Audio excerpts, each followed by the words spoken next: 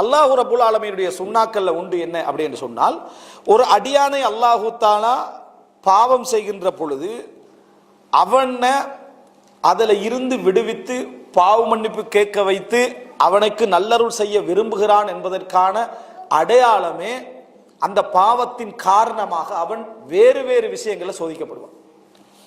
வேறு வேறு விஷயங்கள்ல அவன் சோதிக்கப்படுவான். அந்த விஷயத்துல சோதிக்கப்படாம பாவங்கள் நடந்துகிட்டே இருக்கு. ஆனா வேறு வேறு விஷயத்துல என்ன செய்வான்? சோதிக்கப்படுவான். பொருளாதார நெருக்கடி, சும்மா இருந்த குடும்பத்துக்குள்ள என்ன செய்யும்? பிரச்சனைகள் தானா வரும். ஏன் மனைவி நம்மளோட சண்டை பிடிக்கிறான்றதுக்கு ரீசனே என்ன செய்யாது, இருக்காது. நான் ஏன் மனைவியோட இவ்வளவு டென்ஷன் ஆகிக்கிறேன்னு அவனுக்கு என்ன செய்யாது, ரீசன் விளங்காது. கண்ணூர்ன்றது, கண்ணூர் நம்ம சூரியன், நீ பாவம் செஞ்சது கண்ணூர் சூனியம் எல்லாம் உண்மை. ஆனா நீ செஞ்ச பாவத்தை அடையாளம் காணாம உடனே என்ன செஞ்சிருந்த அடுத்த பகுதியில போட்டுரு. என்ன காரணம் என்று நீங்க பாத்தீங்கன்னா அதுக்கு பாவம் காரணமா இருக்கும். இதுக்கு காரணமும் அல்லாஹ் உங்களை மன்னிக்க விரும்புகிறான், உங்களை உணர்வு செய்ய விரும்புகிறான், உங்களை திருப்பி அவனின் பக்கம் அழைக்க விரும்புகிறான் என்பதுதான் அது. அல்லாஹ் உங்களுக்கு உணர்த்தக்கூடிய, இந்த உலகத்தில் அல்லாஹ் நேரடியா வந்து துவாவை கபூல் செஞ்சதுக்கு அடையாளங்கள் இது. ஒரு அடியான வச்சுதான் அல்லாஹ் என்ன செய்வான், அதை செய்வான். அதே போல சோதனைகளை வச்சுதான் உங்களுக்கு என்ன செய்தியையும் அல்லாஹ் தஆலா தருவான். அதனால தான் ரசூல் ஸல்லல்லாஹு அலைஹி வஸல்லம் சொன்னார்கள், இதா ரஅய்தல்லாஹ யுஅத்தில் அப்த அலா மஆசிஹி ஃபஅலம் அன்னஹு இஸ்தித்ராஜ். ஒரு அடியான் பாவம் செய்ய செய்ய அவனுக்கு சோதனைகள் இல்லாமல் அல்லாஹ் தஆலா அதனை அவனுக்கு நிறைய கொடுத்து கொண்டே இருக்கிறான் என்பதை நீ கண்டால் அல்லாஹ் அவனை படிப்படியாக பிடித்து கொண்டிருக்கிறான் என்பது அர்த்தம். ஹதீஸ் ரசூலுல்லாஹ். அதாவது ஒருவன் பாவம் செய்ய செய்ய அவனுக்கு அல்லாஹ் அள்ளி கொடுத்துட்டே இருக்கிறான், அவனுக்கு சோதனைகள் குறைவு என்றா நீங்க என்ன அறிஞ்சுக்கணும்னா அல்லாஹ் தஆலா அவனை படிப்படியாக பிடித்து கொண்டிருக்கிறான். சனஸ்தத்ரிஜுஹும் மின் ஹைது லா யஅலம். அவர்கள் அறியாத வண்ணம் அவர்களை நாம் படிப்படியாக பிடிப்போம். அல்லாஹ்வுடைய படிப்படியாக பிடித்தல் எப்படி இருக்கும் என்ற சுன்னத்தை நீங்க சரியா விளங்கணும். இந்த படிப்படியாக பிடித்தல் என்ன விளங்கணுமே, அல்லாஹ்வுடைய சுன்னத்தெல்லாம் இன்னல்லாஹ காலிபுன் அலா அம்ரி, அல்லாஹ் தனது காரியங்களில் மிகைத்தவன். எப்படி மிகைச்சவனா இருக்கின்றா, நீங்க ஒருவரை தாழ்த்துவதற்கு போடுகின்ற திட்டம் தான் இறைவன் அவரை உயர்த்துவதற்கு போடுற திட்டமை. பாருங்க, அப்படி நம்ம உத்தர தாழ்த்துறதுக்கு ஒரு திட்டம் போறோம் வைங்களேன். இப்ப அல்லாஹ் தஆலா எப்படி அதை அந்த செக்ஷனை செய்ய வைப்பான்டா, அதுதான் அவனை உயர்த்துறதுக்குரிய படிமுறையை அல்லாஹ் ஆக்கிடுவான். அது கொஞ்சம் கொஞ்சமா நீ முடிவு செய்யற கட்டத்தில் பாத்தீங்கன்னா நீங்க உயர்த்தி விட்டுப்பீங்க, ஆனா உங்களுக்கே தெரியாம இருக்கும் சதி செய்யக்கூடிய உங்களுக்கு. அதே போல பாவத்திர விஷயத்துல முன்னேற்றம் எதை நினைக்கிறானோ அதைத்தான் அல்லாஹ் தஆலா படிப்படியா அழிவுக்குரிய படியா என்ன செய்வான், மாத்திக்கிட்டு வருவான். இது அல்லாஹ்வுடைய சுன்னத். அப்படின்னா இந்த உலகத்துல வெளிப்படையா அது நல்ல பாதை, அல்லாஹ்வுடைய பார்வையில அதுதான் உனக்கு என்ன குழி. இப்ப பாருங்க, யூசுப் அலைஹிஸ்ஸலாத்தை யாக்கூப் அலைஹிஸ்ஸலாத்தை தூரமாக்கி இந்த உலகத்துல ஒன்றும் இல்லாம ஆக்கணும். அதுக்கு முதலாவது வேலை என்ன, கிணத்துல போட்டது. அமைச்சராகிறதுக்கு 5 வருஷம் சரி. ஈஜிப்டுக்கு கொண்டு போனது, அமைச்சராகிறதுக்கான 10 வருஷம் ரெடி. அதாவது 20 வருஷம் இருக்கா, இப்படி வச்சுக்கோங்க, 20 வருஷம் இருக்கு. யாரு, யூசுப் அலைஹிஸ்ஸலாம் அமைச்சராகிறதுக்கு. கிணத்துல போட்டதோட 2 வருஷம் முடிஞ்சு, இன்னும் 18 வருஷம் தான் அமைச்சராக. சட்டப்படி ஈஜிப்டுக்கு கொண்டு போகக்கூடாது, அமைச்சராக இருக்கணும்டா. ஈஜிப்டுக்கு கொண்டு போய் வித்த உடனேயே என்ன, அதுவும் என்ன சரி என்ன, இன்னொரு 8 வருஷம் ஜெயில போட்டாச்சு, இன்னொரு 10 வருஷம் குறித்து அமைச்சராகிட்டார். இப்ப இவங்க கொண்டு போன சப்ஜெக்ட் என்னன்னா அவரை இல்லாமல் ஆக்குறது. அதே பாதை தான் அவர் அமைச்சராக்குது. அல்லாஹு தாலா நம்ம என்ன திட்டத்தை வச்சிருப்போமோ அதுலதான் அல்லாஹு தாலா அந்த வெற்றியை அவர்களுக்கு என்ன செய்திருப்பான், வைத்திருப்பான். அதனாலதான் இந்த குனூத்துடைய துஆக்கள்ல பார்க்கலாம், அல்லாஹும்ம ஜஅல் தத்பீரஹும் ஃபீ தத்மீரிஹிம், அல்லாஹும்ம ஜஅல் தத்மீரஹும் ஃபீ தத்பீரிஹிம்.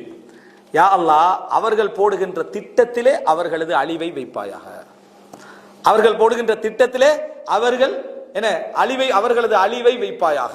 இது அல்லாஹ்வுடைய சுன்னத். அல்லாஹ் தஆலா எங்களது காரியங்களை கொண்டே, நம்ம திட்டம் போடுற காரியங்களை கொண்டே அதுக்குரிய வெற்றி அல்லாஹ் தஆலா என்ன செஞ்சிருவான், வைத்து விடுவான். ரசூல் ஸல்லல்லாஹு அலைஹி வஸல்லம் துஆ செய்றாங்களாட்ட. ஆனா ரசூல் ஸல்லல்லாஹு அலைஹி வஸல்லம் அவங்கள மதீனாலிருந்து வெளியே அவர்கள் அனுப்பியது அவர்களுக்கு சிறப்பா அல்லது அவர்களுக்கு இழப்பான்னு பார்த்தா அவர்களோட பார்வையில் என்ன, அவங்க நினைச்சாங்க அது சிறப்பு, ஆனா கடைசியில் எது, அதான் இழப்பு. இது அல்லாஹ்வுடைய சுன்னத் இந்த உலகத்துல. அதே மாதிரி பாவங்கள்ல நம்ம என்ன நினைச்சிட்டு இருப்போம் அப்படின்னா, இதுதான் முன்னேற்றம் நினைச்சிட்டு இருப்போம், அதுலதான் நம்மளோட வீழ்ச்சி அல்லாஹ் தஆலா வச்சிருப்பான். ஒருவர் அல்லாஹ் தஆலா அவமானப்படுத்தணும் அப்படின்னு நினைச்சிட்டான்னு சொன்னான், தாழ்த்தணும் நினைச்சிட்டான்டா, முதல்ல அறிமுகப்படுத்தணும். முதலாவது என்ன, 10 பேர்கிட்ட நீங்க அவமானப்படக்கூடாது. மில்லியன் மக்கள்கிட்ட அவமானப்படணும், முதல்ல என்ன செய்யணும்? பிரபல்யமாகணும். முதலாவது பிரபல்யமாகணும், தூக்கிட்டே போவா. அந்த இடத்துல வச்சு அடிச்சு விட்டாண்டா டோட்டலா என்ன செஞ்சிடும்? எல்லாம் போயிடும். அல்லாஹ்வுடைய சுன்னா. அதனாலதான் அறிஞர்கள் பிரபல்யம் ஒரு சோதனைன்னாங்க. இந்த பிரபல்யம் நிறைய பேருக்கு நியாமத், எத்தனை லைக் நியாமத், எத்தனை கொமெண்ட் நியாமத், அவனோட பாருங்க. ஆனா அது அழிவு. அது என்ன அழிவு? பிரபல்யம் என்றது நியாமத்தே அல்ல. பிரபல்யம் என்றது நியாமத்தே அல்ல, அது ஒரு சோதனை. நல்லதுக்கு பயன்படுத்தலாம், கெட்டதுக்கு பயன்படுத்தலாம், எப்படி போக மாட்டது. இதே மாதிரி பாவத்துல அழிவும் அப்படித்தான் என்ன செஞ்சிருக்கும், அவர்கள் போற பாதையில வச்சிருக்கும். அதனாலதான் அதாவது சிலருக்கு அல்லாஹு தாலா என்ன செய்வாண்டா, பொருளாதாரத்தை அவங்க ஹராமான வழிகள்ல நிறைய உழைச்சிருப்பாங்க. அந்த ரூட்லயே அல்லாஹு தாலா கொண்டு போய் அதை செலவழிக்கிறதுக்கும் இதே ஆசையை யூஸ் பண்ணிடுவான் அல்லாஹு தாலா. இதே ஆசை எப்படி ஹராமான வழியில சம்பாதிக்கணும் எடுத்துக்குரிய ஆசையை இவர்கள் யூஸ் பண்ணி ஹராத்தை யூஸ் பண்ணாங்களோ, ஹராத்தை சம்பாதிச்சாங்களோ, அதே ஆசையை செலவழிக்கிற இடத்துல எல்லாம் கொடுத்துட்டுருவான். கொடுத்தோன்னா கண்ணா பின்னாண்டு செலவழிச்சு இவன்லாம் எப்படி இப்படி ஜீரோக்கு ஆகினாண்டு நம்மளே ஆச்சரியப்படுவோம். ஹீரோ ஆகினாக்களை பார்த்து நம்ம ஆச்சரியப்பட்டிருப்போம். இவரெல்லாம் எப்படி ஜீரோ ஆகினார்னு சரி ஆச்சரியப்பட்டோம். நம்ம என்ன நினைப்போம்னா, ஒரு ஏக்கர் நிலத்தையாவது வச்சுக்கலாம் தானே, கொஞ்சம் தங்கத்தையாவது சேவ் பண்ணிக்கலாம் தானே நம்ம நினைப்போம். இல்லை, அல்லாஹ் தஆலா அவனுக்கு கொடுத்த ஆசை இதே ஹராமான உழைப்பு கொடுத்த அதே ஆசை தான்.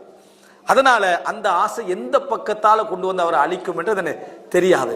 இமாம் இப்னுல் ஜௌசி ரஹிமஹுல்லாஹ் சொல்றாரு, சந்தைகளில் சிலரை பார்த்திருக்கிறேன், அவர் சந்தையில் அப்படி உட்கார்ந்துட்டு இருக்க வேண்டிய எந்த தேவையும் இல்லாத அளவுக்கு அல்லாஹ் பொருளாதாரத்தை அவர்களுக்கு என்ன செஞ்சுக்கிறான், கொடுத்துக்கிறான். ஆனா அல்லாஹ் தஆலா உன்னை திசை திருப்பணும்னு நினைச்சேன்டா, அப்படித்தான் என்ன செய்வான், திசை திருப்பான்னு இமாம் இப்னுல் ஜௌசி ரஹிமஹுல்லாஹ் என்ன சொல்றாரு. எனவே அல்லாஹ் தஆலா ஒரு மனிதனுக்கு அளிப்பது என்பது, அதாவது கொடுத்து கொண்டே இருக்கிறான் என்றால், பாவம் செய்ய கொடுத்து கொண்டே இருக்கிறான் என்று சொன்னால் அது அர்த்தம் என்ன, நுசாரிஉ லஹும் ஃபில் கைராத், நல்ல விஷயங்கள் அவசரமா என்ன முடிச்சிடறான்ல, மறுமையில கணக்குக்கு என்ன செய்யக்கூடாது, இருக்கக்கூடாது. இவர் நன்மை செஞ்சிருப்பாரு, அந்த நன்மையோட கணக்குகளை வேகமாத்தி இருக்கிறான்னு அர்த்தம்.